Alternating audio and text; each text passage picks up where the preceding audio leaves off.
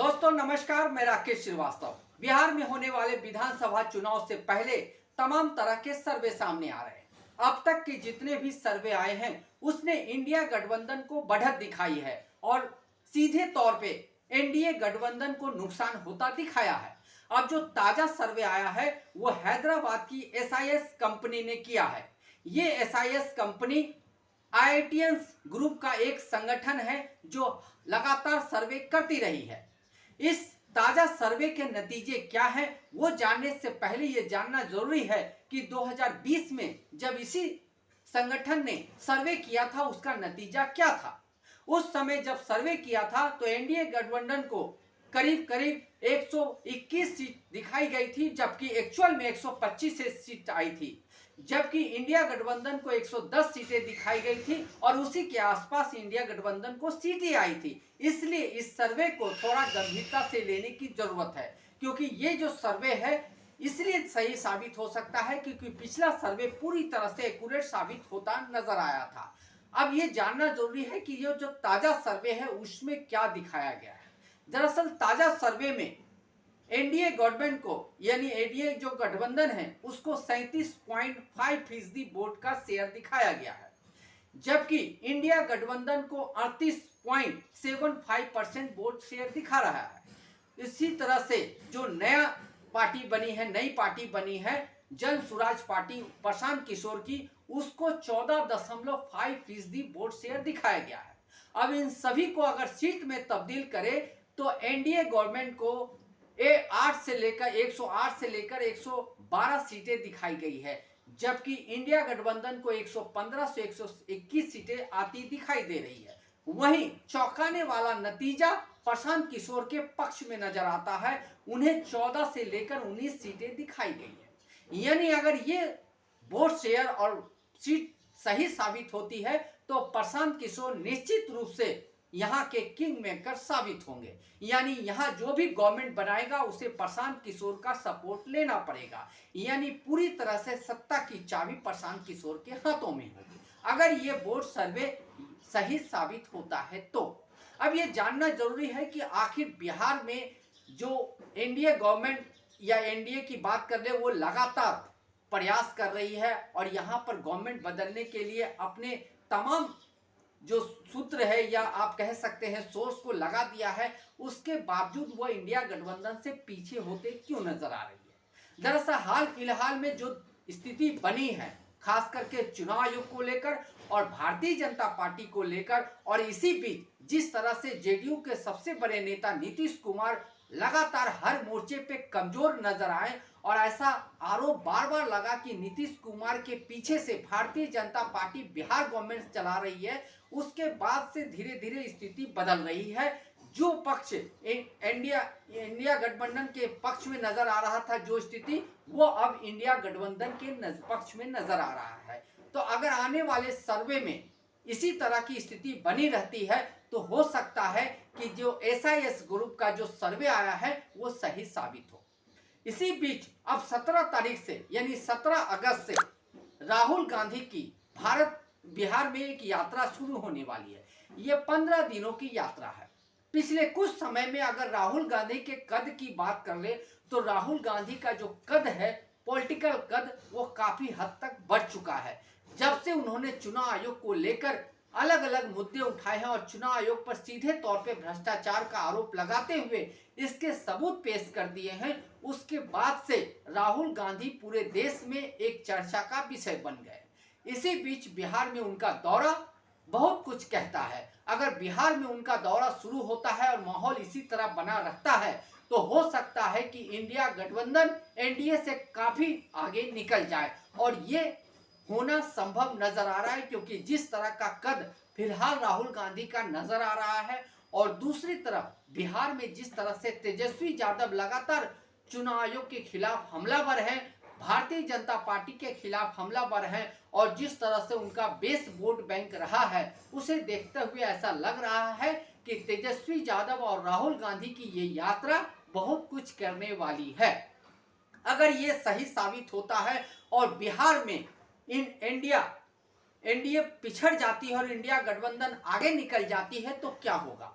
आने वाले 2 महीने में अगर ये स्थिति बनती है तो संभवतः जो केंद्र में एनडीए की सरकार चल रही है उनके लिए बड़ी मुसीबत खड़ी हो सकती है, क्योंकि जिस नीतीश कुमार और चंद्रबाबू नायडू के दम पर एनडीए की सरकार चल रही है वो सरकार कमजोर हो सकती है। इसके आसार बाद काफी नजर आ रहे हैं, क्योंकि जब से चुनाव आयोग के खिलाफ राहुल गांधी ने बिगुल फूंका है उसके बाद सूत्रों के हिसाब से जो खबर आ रही है, जो लगातार अलग तरह से गुप्त सूत्रों से खबर आ रही है, उसके हिसाब से बड़ी संख्या में ऐसे सांसद हैं जो राहुल गांधी से संपर्क में हैं और राहुल गांधी का सपोर्ट करने के लिए तैयार हैं। ऐसे में अगर बिहार में स्थिति ज्यादा बिगड़ती है तो हो सकता है कि बिहार चुनाव से पहले ही एनडीए बिखर जाए, और एनडीए बिखरने का मतलब है कि सीधे तौर पर केंद्र की सरकार कमजोर होना, और केंद्र की सरकार कमजोर होगी इसका मतलब है कि केंद्र की सरकार गिरेगी और इसकी स्थिति लगातार बनती जा रही है। क्योंकि जब से चुनाव आयोग के खिलाफ ये राहुल गांधी ने आरोप लगाना शुरू किया है और जब से भारतीय जनता पार्टी इसमें फंसती हुई नजर आ रही है और जब से भारतीय जनता पार्टी के तमाम नेता बाहर निकलकर चुनाव आयोग का सपोर्ट करते नजर आ रहे हैं, उसके बाद से लोगों के बीच एक मैसेज जा रहा है कि चुनाव आयोग के खिलाफ अगर राहुल गांधी बयान दे रहे तो भारतीय जनता पार्टी के नेता इसका बचाव क्यों कर रहे हैं। आखिर भारतीय जनता पार्टी को इसमें दिलचस्पी क्या है। खास करके भारतीय जनता पार्टी जब 65 लाख लोगों को वोटर लिस्ट से बिहार से बाहर कर दिया गया, तभी भी भारतीय जनता पार्टी के नेताओं ने चुनाव आयोग के खिलाफ कोई बयान नहीं दिया और ना ही लोगों के पक्ष में कोई बात कही। इसके बाद ये शक और गंभीर हो गया है कि क्या चुनाव आयोग द्वारा जो कार्यक्रम चलाई जा रही है, चुनाव आयोग पे जो लगातार भ्रष्टाचार के आरोप लगाए जा रहे हैं, उसके पीछे भारतीय जनता पार्टी है। क्योंकि भारतीय जनता पार्टी जिस तरह से चुनाव आयोग का सपोर्ट कर रही है उससे ऐसा लगता है कि भारतीय जनता पार्टी और चुनाव आयोग के बीच कोई साठगांठ चल रही है। इसका ही आरोप तेजस्वी यादव बिहार में और राहुल गांधी देश भर में घूमकर लगा रहे हैं। आने वाले समय में उन्होंने कहा है कि वो और भी बड़े बड़े विस्फोट करने वाले हैं। खास करके जिस तरह से संसद में और संसद के बाहर भारतीय जनता पार्टी और प्रधानमंत्री को लेकर कई तरह की वोट चोरी के आरोप लगाए गए, उसने भी स्थिति को काफी हद तक साफ कर दिया है। यानी सीधे तौर पे अब विपक्ष जो एनडीए सरकार है उसके खिलाफ खड़ी हो गई है और आंखों में आंखें देखकर बात कर रही है। और इसी बीच बिहार में होने वाले विधानसभा चुनाव को लेकर जो ताजा सर्वे आए हैं उसने भी कुछ इसी तरह का इशारा किया है कि हो सकता है कि लोगों का जो मूड है वो पूरी तरह से इंडिया गठबंधन के पक्ष में है। आने वाले दिनों में, चूंकि अभी नवंबर में काफी समय है, करीब 4 महीने का वक्त है, इन 4 महीनों में अगर राहुल गांधी का यही रुख रहता है, अगर तेजस्वी यादव का यही रुख रहता है, तो संभवतः इंडिया गठबंधन और एनडीए के बीच वोटों का जो ये फासला दिख रहा है वो काफी बड़ा हो सकता है। क्योंकि फिलहाल जो माहौल है वो विपक्ष के साथ जाता हुआ नजर आ रहा है।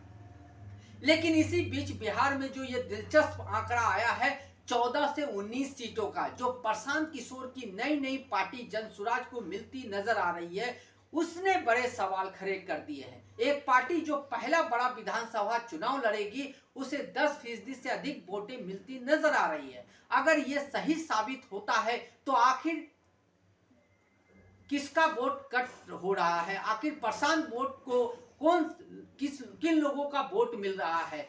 क्या जेडीयू की जगह अब जन स्वराज पार्टी भरपाई कर रही है? क्या भारतीय जनता पार्टी के वोट कटेंगे जो प्रशांत किशोर के पक्ष में जाएंगे? क्योंकि प्रशांत किशोर नए हैं और उसके बावजूद अगर उन्हें 14 से 19 सीटें आती दिखाई दे रही है, और कुछ राजनीतिक विश्लेषकों का कहना है कि 14 से 19 ही नहीं बल्कि इससे अधिक सीटें आएगी। अगर ये स्थिति बनती है तो निश्चित रूप से प्रशांत किशोर यहाँ के किंग मेकर होंगे, उन्हीं के हाथ में सत्ता की चाबी होगी और उनके ही इशारे पे सरकार चलेगी। ऐसे में अगर ये स्थिति बनती है तो प्रशांत किशोर किसके साथ खड़े होंगे, ये बेहद दिलचस्प सवाल है। क्योंकि वो लगातार कभी तेजस्वी यादव पे हमला बोलते हैं तो कभी मौजूदा जो गवर्नमेंट है नीतीश कुमार की, उस दौरान जो अपराध की घटनाएं हो रही हैं उसे लेकर सरकार पे निशाना साध रहे हैं। और अगर उन्हें एनडीए में सहज महसूस होता तो निश्चित रूप से वो एनडीए के साथ मिलकर ही चुनाव लड़ते हैं, लेकिन उन्होंने 243 सीटों पे चुनाव लड़ने का ऐलान किया है।